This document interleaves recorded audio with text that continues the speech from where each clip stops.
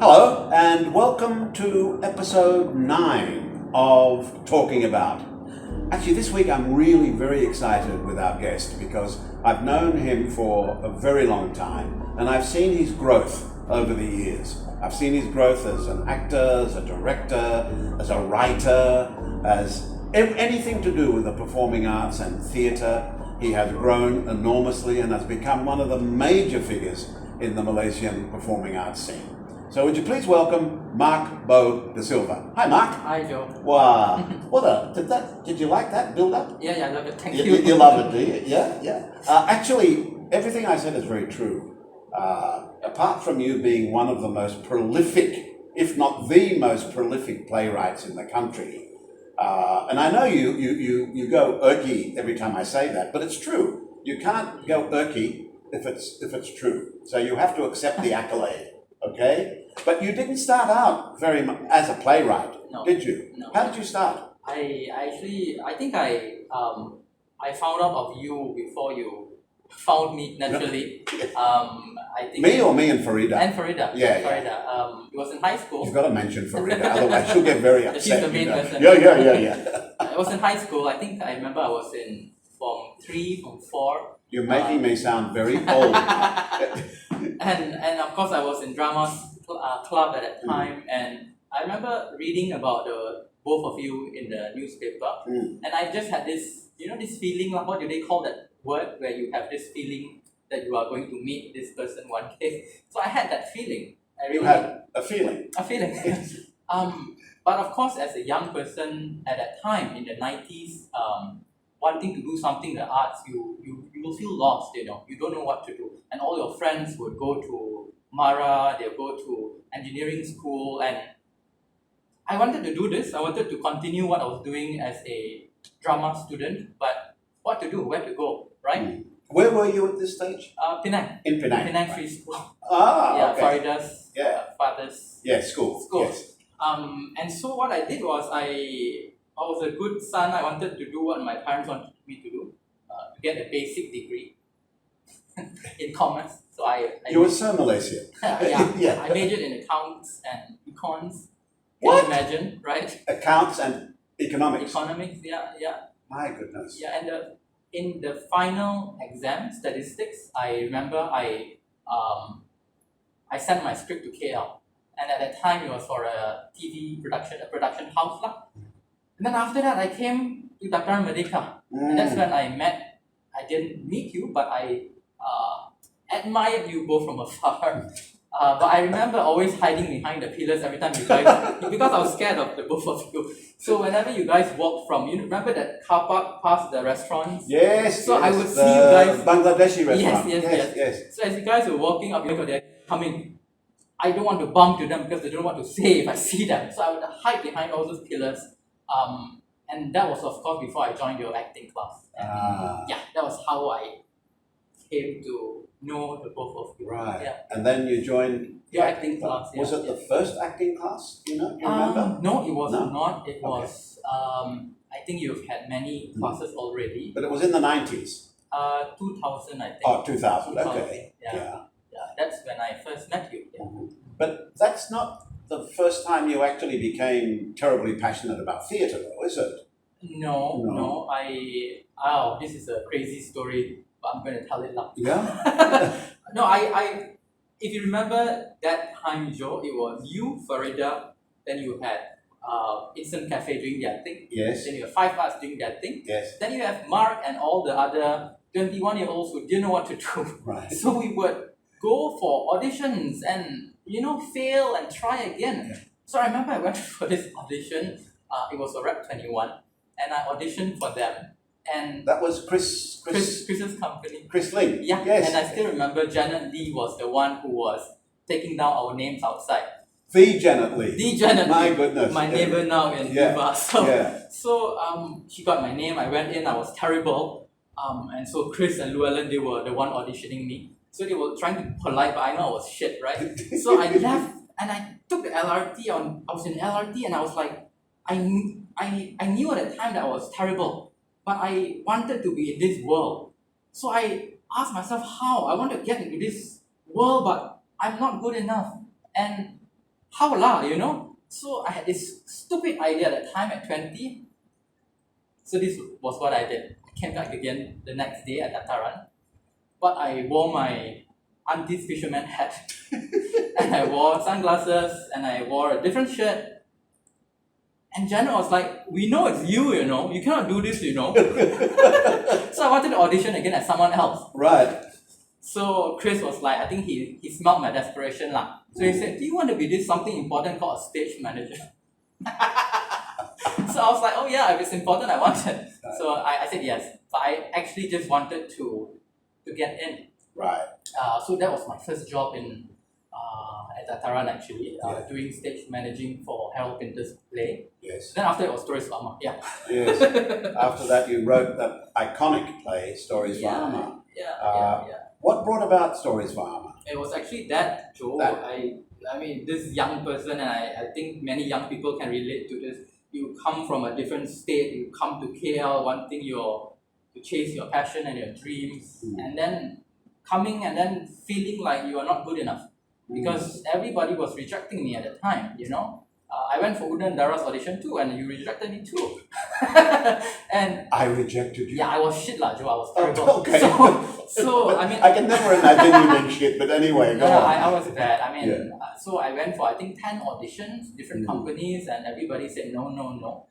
So I said I should pack my bags and leave. And then I read this article in the Star, and it says the Actor Studio Friday and Joe is looking for Malaysian stories. Right, yes. Send in your script.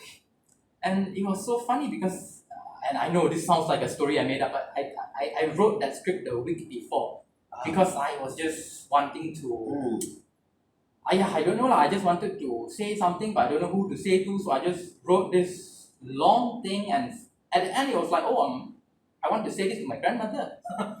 But in the end it wasn't even about my passion or me not fitting in anymore. It just became all these things that I never said to many people, you know. And then I emailed you, and then you said, come and see me the next day. It was like almost immediately you said, come and see me the next day. And that's how it started up. Well, the reason I said come and see me the next day is because it was such a beautifully written piece and has become an iconic piece of Malaysian theatre. And it was very successful when we first presented it back then. We're going back, my goodness, how many years are we going back? 20 years. Over 20. 20 years, is it only? It was 2001, I think. 2001, okay. So, yeah. And it was a wonderfully successful piece of theatre. And we just recently restaged it. Last year. Yeah. And that's when I became probably one of your greatest fans, actually. Since then, you have written many plays. Yeah.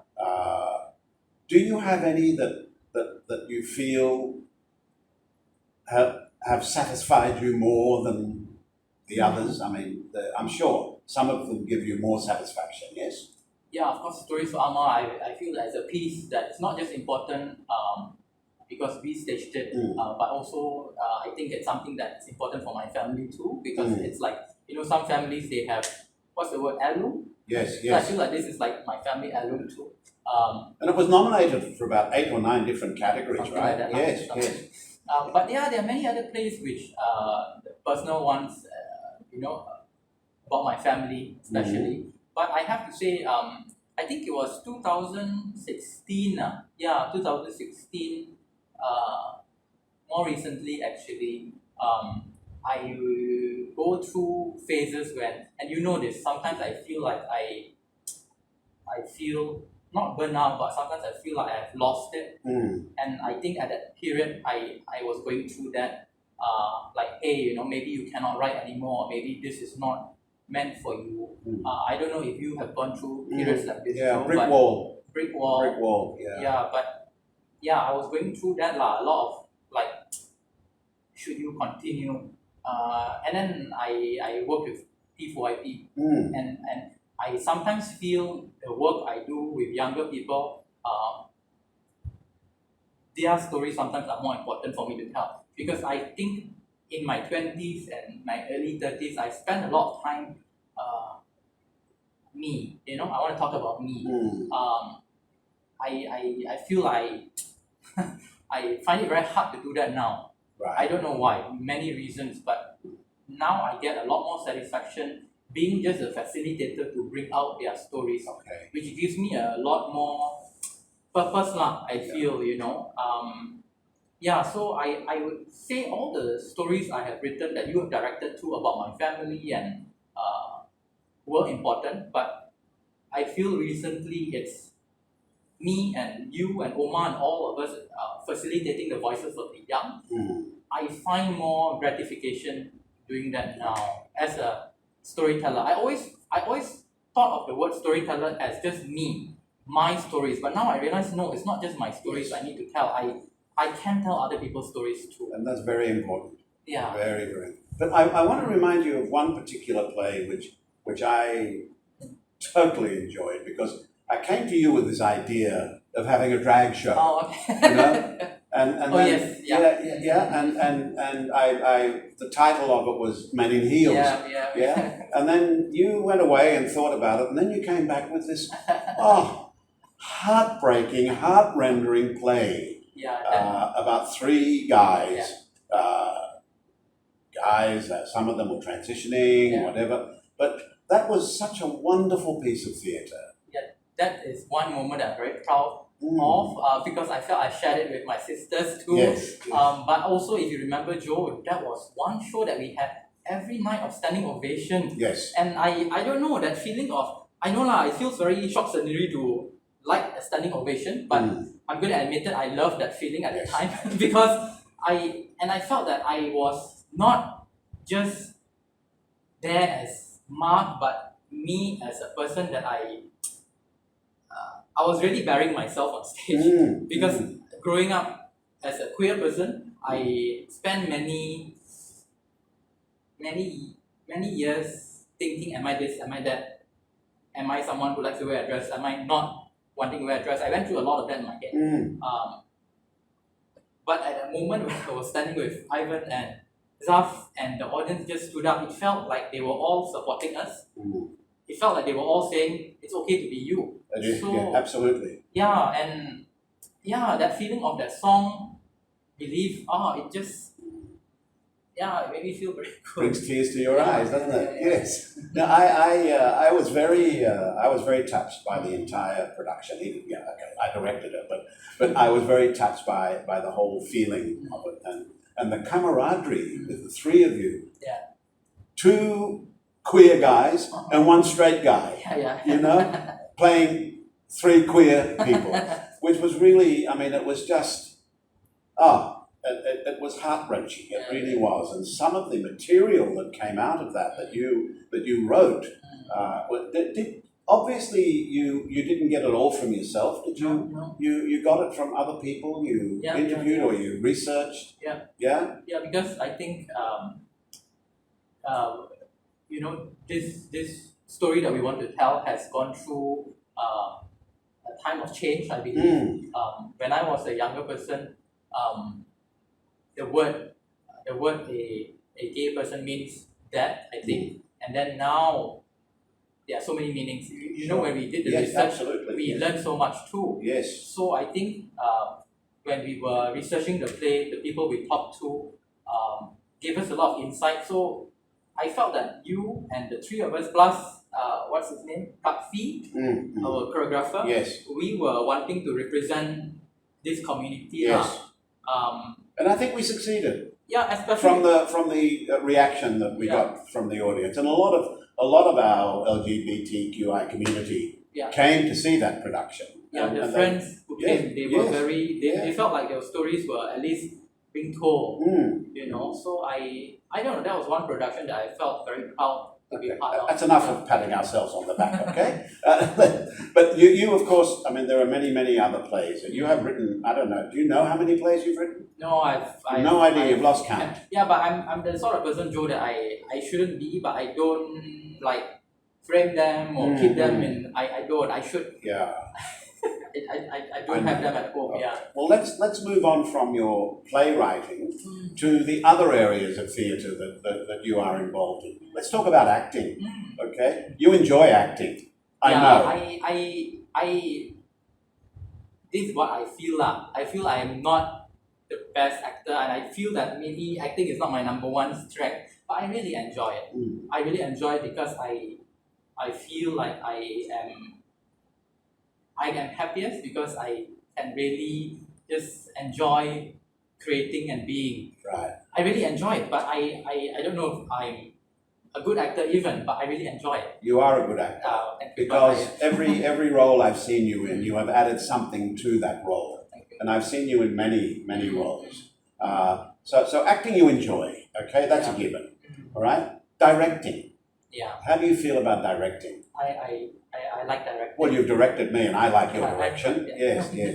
Yeah. I always feel directing and writing gives me the most pressure and stress. Because as you know, you are the head of the whole vehicle when you're directing. So that responsibility for me is very stressful. It's very funny. I want to talk about this. Us as leaders in this the arts community, right? You're a leader in the arts community. Farida is, and somehow I always feel that I'm thrust into the leadership positions. Maybe because people know I'm going to come to work and I will do the work, right? Yes. But I feel a lot of stress as a leader, and so I always question myself as a leader. Am I a good leader? Am I not a good leader? Because as a director, you are a leader. You need to lead. So for me, as a director, I struggle with the way I direct. For example, I feel that when I first started out, I was quite I would direct people, basically say, you go and stand here, you go and sit there. Yeah. You turn on this line. And Yeah. And so in my mind as a young the worst type of directing. I thought that was how it was done, as a young... there are still a lot of directors who do that. Yeah. Yes. But now I feel that, hey, it's not that, right? It's really collaborating and really listening to one another. So for me, the role of a director is very... it's very precious, it's very intricate, it's very important. It's not for everybody. Sometimes I ask myself, am I meant to be a director? I feel that now for me the answer is, I'm the right director if the vehicle is the right one for me. So I feel that I need to find the right vehicle, I need to want to say something, then maybe I'm meant to direct that piece. Right. So, yeah. Yeah, I know that from past experience with you, I know that you prefer to direct pieces that you have some involvement in creating. And I think you have directed pieces that you had nothing to do with, right? And do you enjoy that as much? I do, and I feel sometimes I should do more of that. Because when you direct a piece that you say you did not write, you are not as precious. Yes. Yeah, I have directed. I think the piece I directed I did not write it. That's right. Yeah. Oh, but you made some changes. Yeah. You adapted it. Yes. Yeah. So it was really your piece. No lah, but I feel Didn't someone win an award for best actor? Who? I wonder. Farida America. Was it for no? Farida wasn't in it. No. Well, I think it was this guy called Joe Hash. No. But that feeling of being too precious lah. Because I started off, I feel directing my own pieces a lot, and there was a moment that I really did not like that, Then after I started directing and now devising a lot, which is very fun. Yeah. So I don't know. For me, it's the journey of really discovering what directing means. Because just like you, there are many systems that we have gone through, and I feel this is great because now we're educators, and now I tell my students, hey, it's not just one way, many ways. So I feel that I have gone through that in the past 20 years, and I'm still trying to find out the right. I don't think there's a right way, but I'm still trying to find out what works best. What works best? We're always searching for what works best. And that's a good thing about being involved in the performing arts. You never ever reach perfection. So we're always in that quest, right? Now there are a couple of things I want to cover with you before I get the wrap up from the guys behind the camera. Firstly, I want to talk about T4YP. Yeah. When I first mooted the idea of T4YP to Chris Ling many moons ago, he ran with it and did a good job. Yeah. And then after Chris left, I wanted to change the concept of T4YP, so it became more a series of master classes. Yeah. In your opinion, does that work?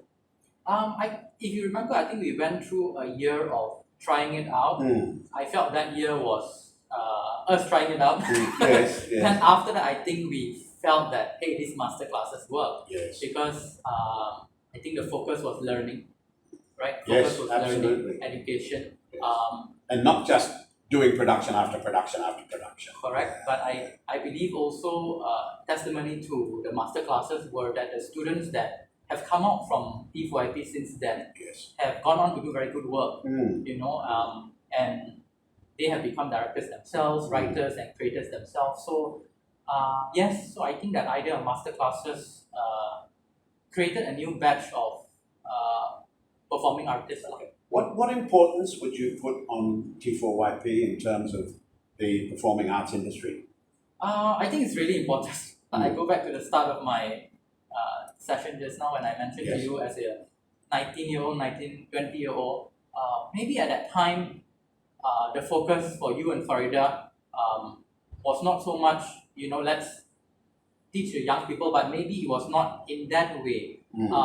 But to be honest, at that time, I was very lost as a 19, 20-year-old, and I didn't know what to do, where to go. So T4YP would have helped you in that. Yes. I mean, if I was born 5 years ago, not 5 years ago, sorry, if I was a teenager, say 5-10 years ago, I would naturally come to KLPAC every weekend if I had a passion. And I would have heard of T4YP. Yes, of course. And so the avenue is already present now, which was not available 15 years ago. Yeah, that's true. Yeah. One other question I'd like to ask. This also has to do with education. You have been very involved with Farida and myself and Amah and Jit and several other people with tailors in creating tutas, which is the only conservatory degree program in the country, which we're very proud of. You are now a major part of your life is spent at Taylor's as a senior lecturer. You enjoy that? Yeah, I do. Yeah. I feel it's a new chapter in my life. It's always been a dream of mine to, you know, this fantasy. I think from watching so many of those movies, like where you have the professor come into my room and then you have the bookcases at the back. I don't have that bookcase yet. I still share a cubicle. We can build one for you. It's okay. So I think it was fueled by that fantasy of like, come in, you know. Yeah. But I've always wanted to be an academician in that sense. And how great that now we are academicians teaching something that we are passionate about.